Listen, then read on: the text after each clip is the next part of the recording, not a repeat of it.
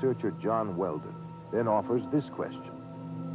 How credible is it to think that literally thousands of genuine extraterrestrials would fly millions of light years simply to teach New Age philosophy, deny Christianity, and support the occult? And why would the entities actually possess and inhabit people just like demons do if they were really advanced extraterrestrials? Dr. Pierre Guérin, an eminent scientist associated with the French National Council for Scientific Research, concludes that UFO behavior is more akin to magic than to physics as we know it, and that modern UFOnauts and the demons of past days are probably identical.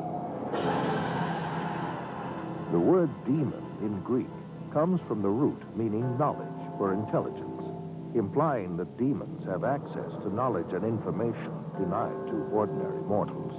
After what happened to me, the communion experiences, I decided that that might be a good idea to accept the idea of the devil just in case that's what I saw. If you look closely at the life of the world, you see the workings of evil in the world. There seems to be a sort of machinery behind it that is far beyond just the accident of human life. You can literally hypnotize a person, tell them that there's a cat in their lap, they will see it, they will hear it, purr, they will pet it and feel it. It's not physically there.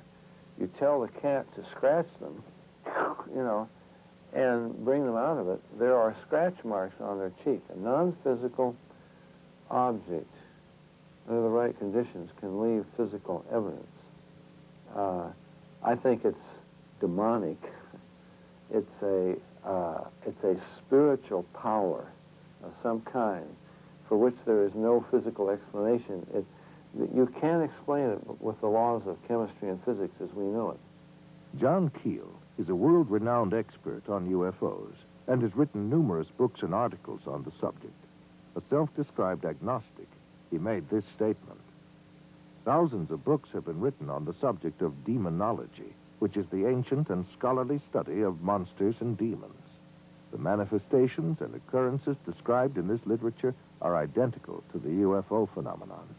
Victims of demonic possession suffer from the same medical and emotional symptoms as the UFO contactees. I would say I was assaulted by something from the unknown rather than possessed by it. I hope that I was never possessed by it, although there are those who might disagree with me. And I don't think it was something out of craziness. If it came out of my mind, it came out of a part of my mind that is universal to us all. Like Stryper, there are thousands of others who have also sensed something evil and demonic. Something is here, probing people, inspecting them, planting thoughts in their minds, and manipulating their bodies. I do know from different things that are still occurring within my body that I'm still being visited. I've been working on a project now where I'm allowing spirits in a haunted house to speak through me. In Close Encounters of the Third Kind, that first film that came out about UFOs, the house that the mother and little boy were living in, you know, the toys began running around and screws unscrewing in the presence of UFOs. What the film was saying was the same people that run UFOs run haunted houses. And I would say that's absolutely true. In 1969, the United States Printing Office issued a 400-page publication entitled UFOs and Related Subjects, an annotated bibliography. The author was the senior bibliographer for the Library of Congress, Miss Lynn E. Cateau. During her research, she read over 1,000 articles, books, and other literature. She summarizes her findings in the preface of the bibliography. A large part of the available UFO literature is closely linked with mysticism and the metaphysical.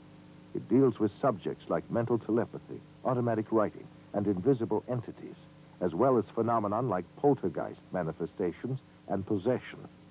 Many of the UFO reports now being published in the popular press recount alleged incidents that are strikingly similar to demonic possession and psychic phenomenon that have long been known to theologians and parapsychologists. This document was compiled for the United States Air Force and is now in the Library of Congress. Dr. Jacques Vallée has addressed the United Nations on UFOs and was the model for Lacombe in Steven Spielberg's Close Encounters of the Third Kind. He is the author of 8 books on UFOs and has been widely recognized as the premier investigating scientist in the realm of UFO research. In his book, Messengers of Deception, Vallée says, an impressive parallel can be made between UFO occupants and the popular conception of demons. And in his book, Confrontations, he writes, the medical examinations to which abductees are said to be subjected, often accompanied by sadistic sexual manipulation, is reminiscent of the medieval tales of encounters with demons.